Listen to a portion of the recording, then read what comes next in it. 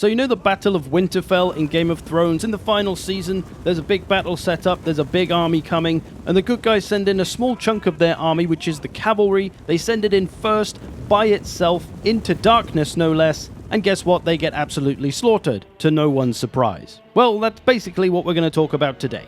You see, it's all about coordination. Here we have a small orc front line, one part of a big greenskins army. If we send it in by itself, what happens? It gets overwhelmed, overrun, flanked, and gets thoroughly destroyed before it does anything useful, because it's a small part of an army taking on a full army.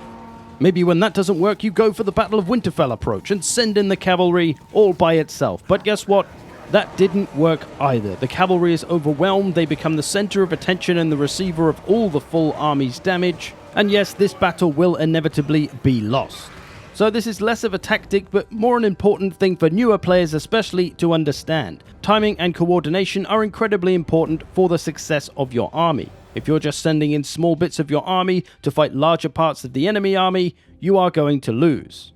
So how should it be done, and what kind of timing are we looking for? Well, here's this same situation. Here's my nice organized greenskins army. I've got a front line here. That's those orc boys. And then my back line is a few missiles and then a bunch of reserve troops ready to go where they're needed. Got my lord back there as well. And then over on the right-hand side of my army, I've got some skirmish cav. So those are going to start pushing up ahead of the main part of the army. And then all my other cavalry is on the left-hand side. All the melee cavalry, they're pushing down the left-hand side.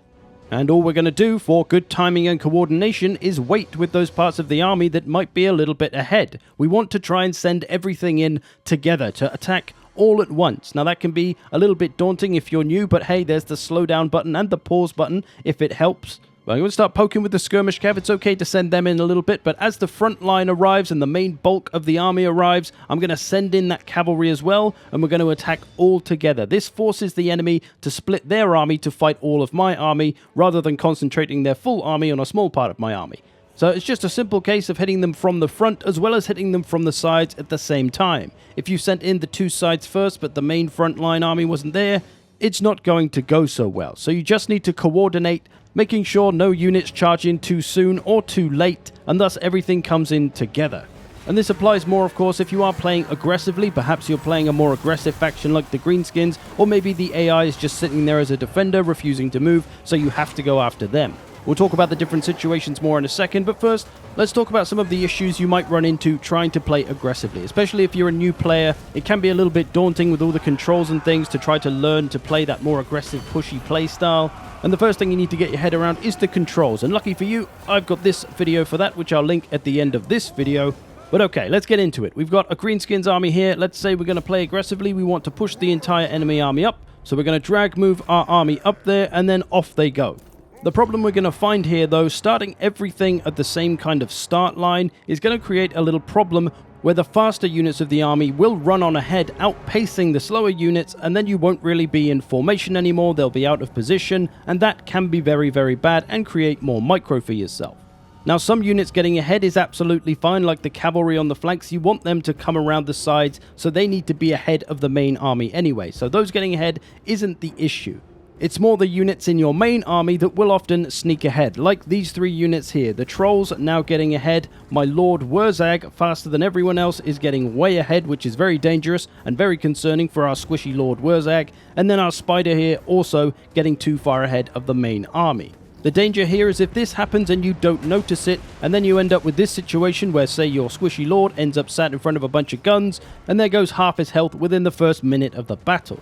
Or maybe your trolls sneak on ahead and you don't notice and they get in there by themselves, and guess what? Trolls have low leadership. There's a bunch of guns shooting at them. They're getting punched in the face. The spider's in there as well, although he's a little bit more survivable unless the missiles were shooting him right in the face, which in this case luckily they're not. But the trolls gone, and there's our trolls wasted before the main bulk of the army arrives. Now we've got two ways we can deal with this. The first one is to select the bulk of the army that you want to all move at the same speed, and then press Ctrl G, or maybe just G depending on your settings. This will put all those units in a group, and we want the padlock to be locked, because what this is going to do is make sure that all the units within this group move at the same speed. So when we move our entire army up, the units not in the group, the cavalry, will still move faster, but you can see those faster units now are all moving at the same speed as the infantry. What this does is it locks all units to the same speed, that speed being the speed of the slowest unit in the group, which is probably the Orc Boys or Big Uns. So this can protect you from the mistake of accidentally letting those faster units get ahead and then them getting shot up or lost in some way.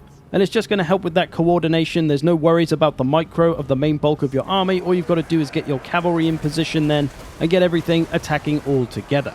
Do be aware though that locked groups can sometimes create some weird behaviors with attacking, so you may want to ungroup them when they arrive at battle, or you could try this other approach, which is the way I tend to do things personally, and that's to have the main bulk of your army, but the faster units are further back in the deployment zone so that they have more ground to cover, and hopefully, once you get a bit of practice and learn the timing of it, you can get all units arriving together. Gonna put my cavalries a bit more forward in this case, but as we'll see, the faster units now won't overtake the main bulk of the infantry and will pretty much arrive at the same time. Like I say, take some practice to get the timing right, especially with the varying speeds of different units, but this can be a nice simple way to move everything up without having to use a group, because I personally like to have things individual because units need to go where they need to go at any given moment.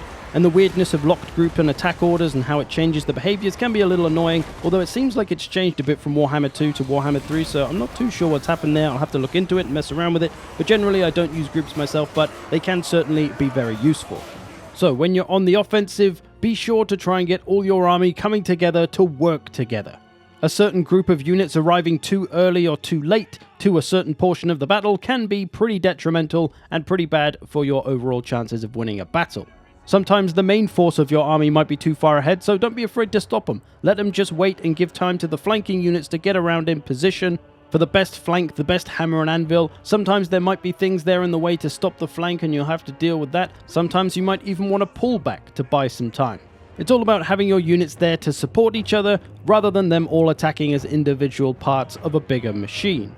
And it ultimately all comes down to money, or CP, if you know what that is from my videos. But talking from a custom battles gold perspective, if you've got 5,000 golds worth of units and they're fighting just 1,000 golds worth of units, who do you think's going to win that?